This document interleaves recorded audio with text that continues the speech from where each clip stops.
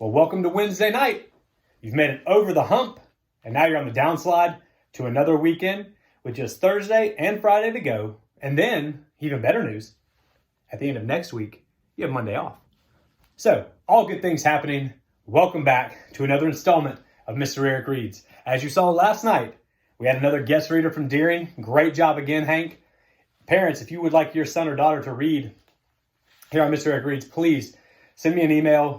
Get in touch with the school counselor at wherever your son or daughter is attending. Let's get that set up because I love having guest readers. Because like I said with Hank's video, when older kids read to younger kids, it's mutually beneficial for both parties. In other words, the younger kid learns more, the older kid gains more confidence in his or her reading ability. So it's win-win all around. Tonight's book, we go back to Judy Sierra. And this story, I think you'll enjoy because sometimes we might feel the same way. There's a zoo in room 22. So let's find out what Miss Sierra was talking about. And there's a zoo in room 22 on Mr. Eric Reads. We asked Miss Darling, may we get a truly awesome classroom pet? She answered, yes. Or better yet, let's choose a whole pet alphabet.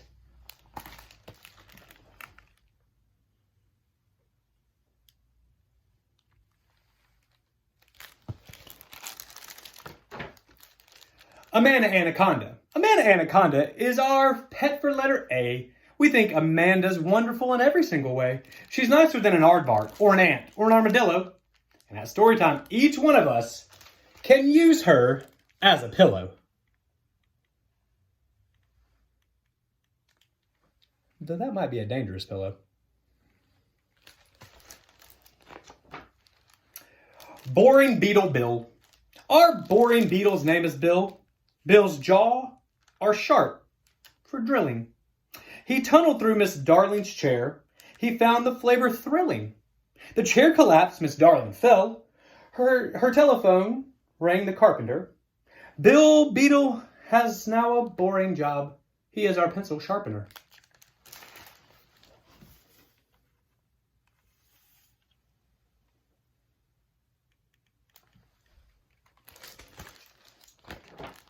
Claude the cat. Presenting Claude, our classroom cat, the famous feline acrobat. At 9:15, Claude takes a walk across the chalkboard to the clock, salutes the flag, then grabs the pole, performs a triple forward roll, lands neatly on Miss Darling's lap, curls up, purrs, and takes a nap.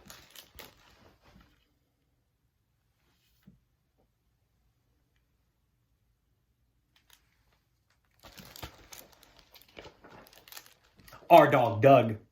Do you think this is a rug? Nope, it's really our dog, Doug. He lets us roll him like a log because Doug's a very, very lazy dog. For exercise, he snores and slobbers. Doug would never even frighten a robber. He couldn't even catch a slug.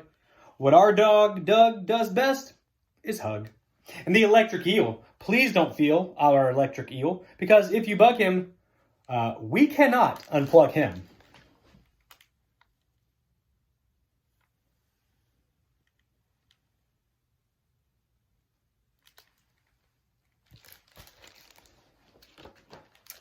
Fletcher, Fraser, Fred, and Floyd. They fly through the air with the greatest of ease, using Claude the cat's tail as a circus trapeze. They're fabulous artists, yet Claude is not pleased. No, it isn't much fun having fleas. Gentle Jill. We have a guinea pig named Jill. Jill's very good at standing still. Why, sometimes she wouldn't move for hours. Who'd guess that she had superpowers? Whenever she feels hurt or scared, whenever life is just unfair, we found our guinea pig and pet her. Bam! Shazam! Now she feels better.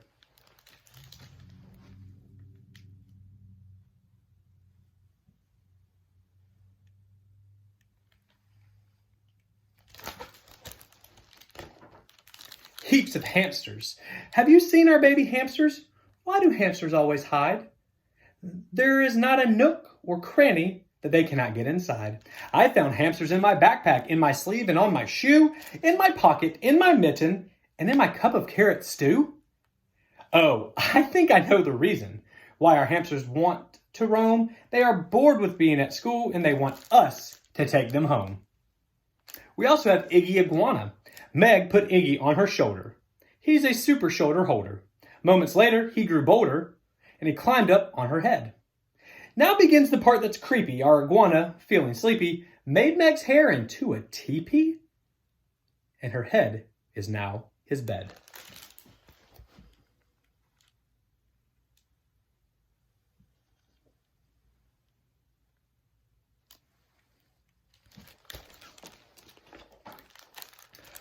Ooh, return to sender, Jaguarundi. Special delivery, Jaguarundi, the UPS man told us Monday. He set the package on the shelf. It growled. It roared. And then it opened itself. A gentle pet this cat was not. With jaws that bit and claws that caught, we sadly sent her back and said, let's get a jellyfish instead. And then there was Katie Katydid. Our Katydid kicked off the lid of her small cage and then she hid. We hear her singing, Katydid, did, Katydid. Katie chirps the whole day long. We're awfully tired of her song. She won't stop singing, Katydid, did, Katydid. Now when Miss Darling says, Confess! Who broke the rule? Who made this mess? Then every kid sings, Katydid, did, Katydid.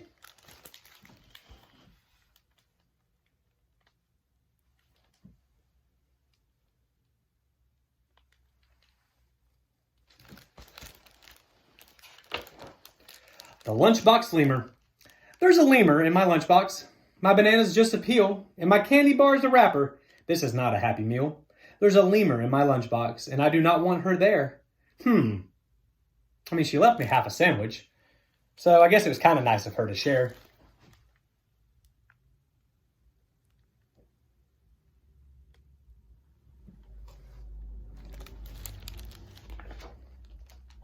Moose steak.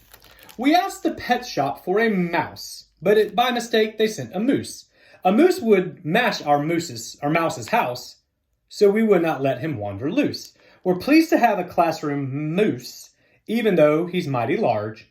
He holds our hats and coats and boots, and usually he doesn't charge.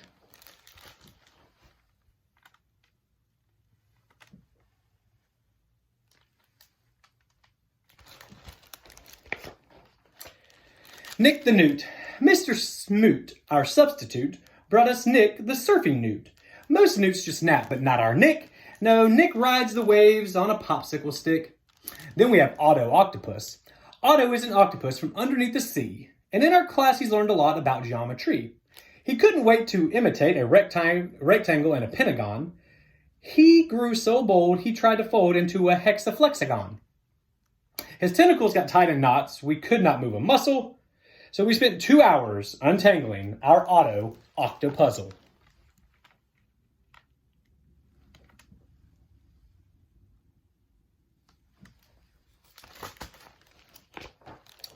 Old Polly Parrot.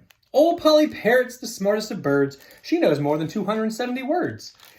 That she learned as a pet of a pirate named Kemper, a man who, it's said, had a very bad temper. Her first day of class, Polly opened her beak and was sent to the office for nearly a week. Since then, because Polly's a sensible creature, she only repeats the words that she hears from our teacher. The quiet quahog. We do not know our quahog well. He always stays inside his shell. And each time we knock, the door goes slam. He's such an antisocial clam.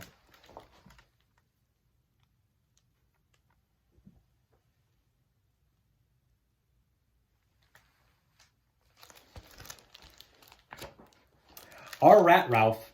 Our Ralph is a laboratory rat. No rodent could be wiser, and that's why we appointed him our science fair advisor. Ralph savors each experiment. To please him is not easy, and if you wish to win the first prize, your project must be cheesy. Then we have Scarlet Snake. Scarlet Snake is feeling scummy. She has a tummy ache. Meanwhile, we've been wondering, what happened to Kim's birthday cake?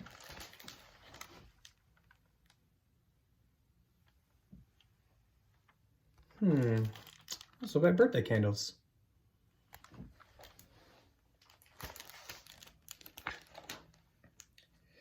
Turkey Tom. Tom tumbled off the turkey truck.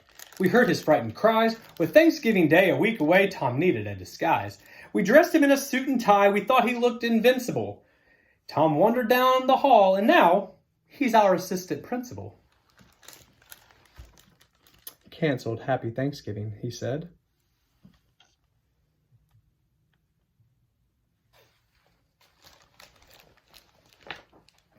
Umbrella bird, don't say a word.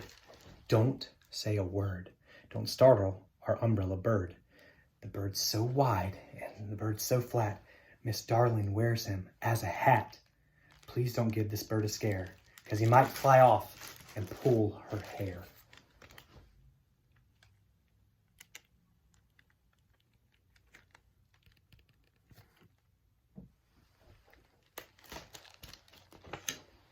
Vincent Vulture. On our field trip in December in the desert far from culture, where most people never venture, we went searching for a vulture. Vincent circled high above us, seeking carcasses to crunch.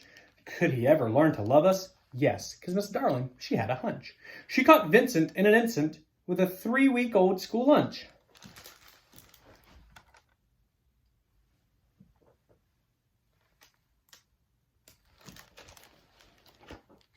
Will the Warthog. Will Warthog is not handsome. His aroma is not sweet. His hair is rough. His voice is gruff. It's known that he's not neat. His tusks are rather hazardous. His brain's not very big, but what a bore. How we adore this less than perfect pig.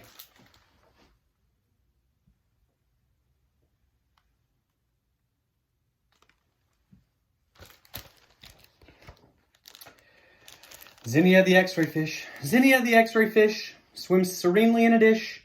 We like to watch her eat her dinner when it is already in her. Yorick the yak. Yikes! Yorick the yak is on the attack. He's covering us with kisses. Yuck! The kiss of a yak is a huge, gooey smack. We're so relieved when he misses.